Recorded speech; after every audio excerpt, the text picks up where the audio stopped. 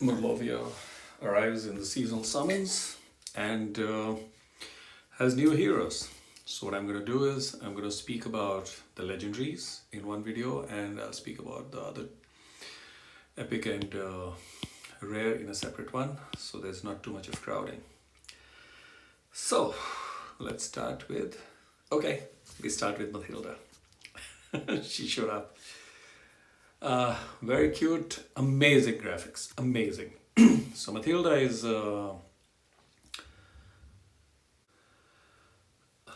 holy, legendary, monk. We have the benefits of the monk. Morlovia family bonus is cool. Available for 1, 2, 3 heroes. That's 3, 4, and 12% mana generation, which is fantastic actually. Especially she'll be useful for her. Muffin poisoning, which is average. A rare, slower Morlovia hero. But this is the part which is the real cool. Passive. This is a new introduction into the game for the Morlovia family.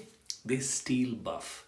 When this character casts their special skill, they will have 100% chance to steal the newest dispellable buff from a random enemy that has buffs. If no enemy has buffs, then deals 70% damage to all enemies.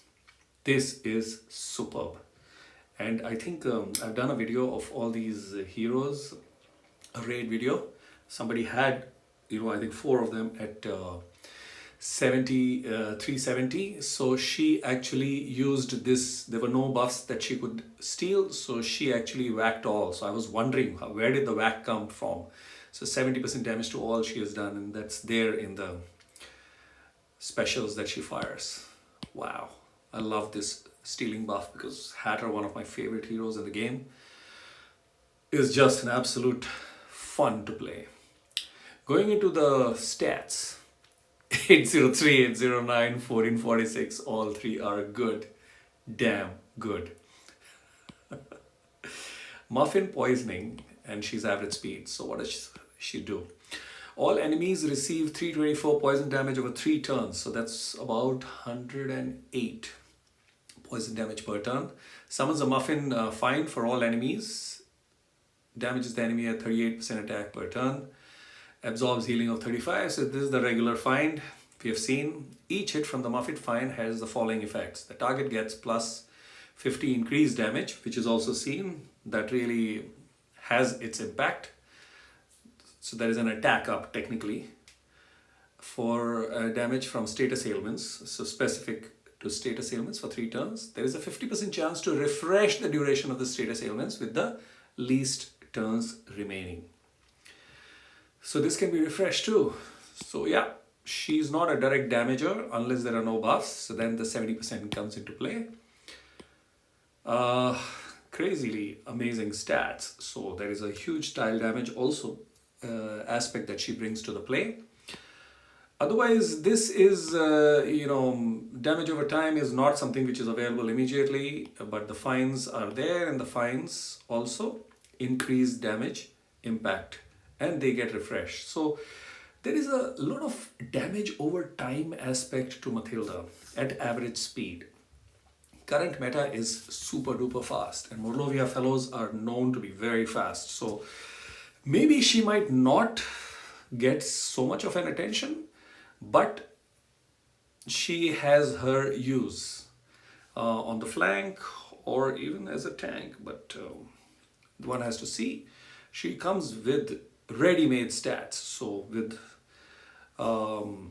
emblems and maybe even limit break if one is seriously looking at doing things. But at least with top emblems, her stats are going to go through be very high. I wouldn't like to say go through the roof, which is what was going to just flow out of me. No, but already good stats, so they will just improve considerably, and that will have an impact in this overall stuff. So a lot of things happening.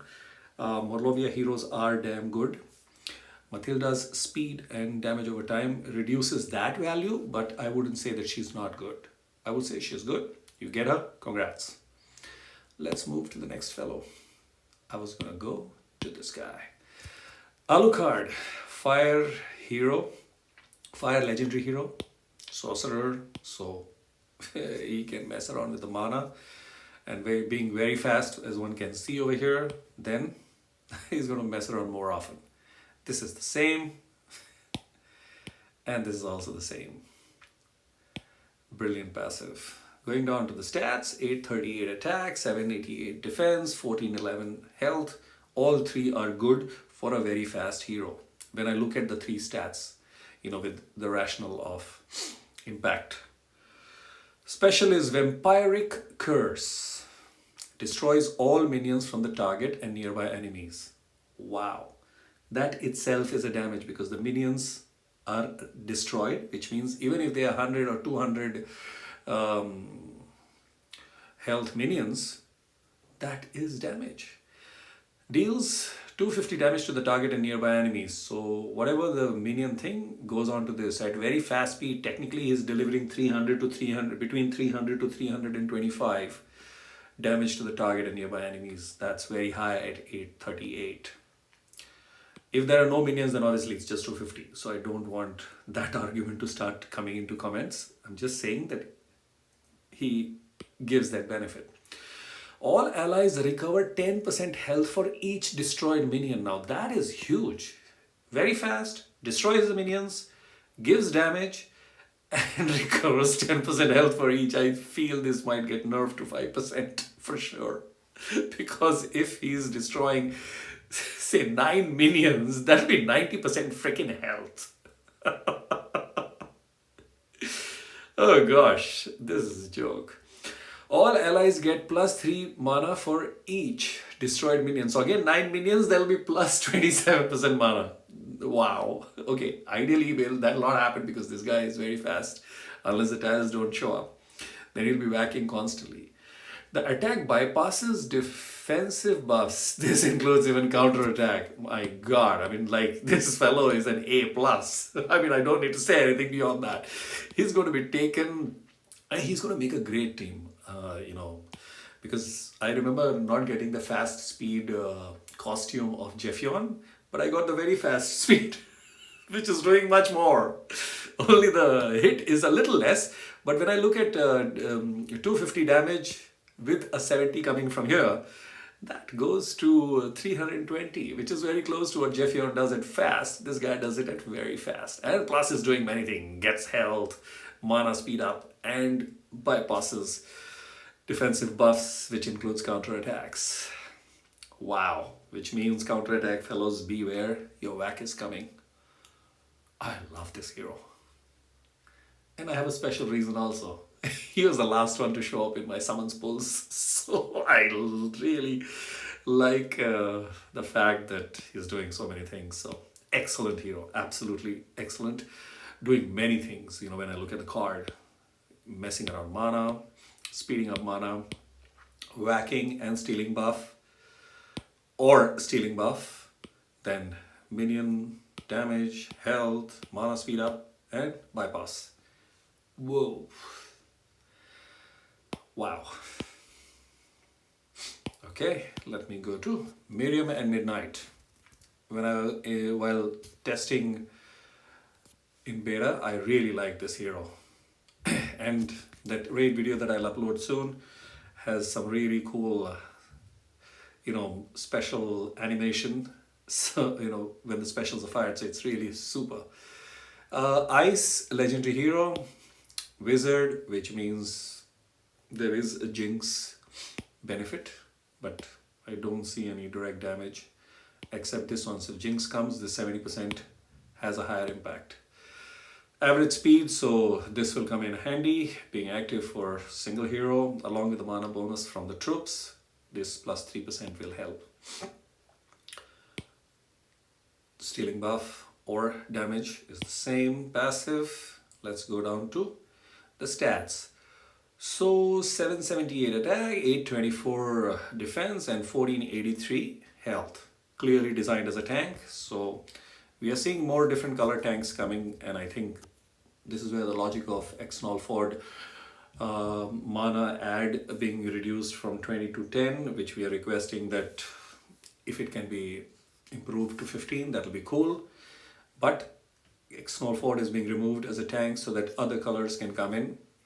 And I will leave the commercial logic because that goes into a never-ending debate. But it's healthy if other color tanks can show up instead of us just sticking to dark tanks, which means technically holy heroes are sought after, which is really funny. And more holy heroes. I wouldn't say, I mean, everybody attacks. I don't use, in my war hits, I use maybe holies for 3 hits.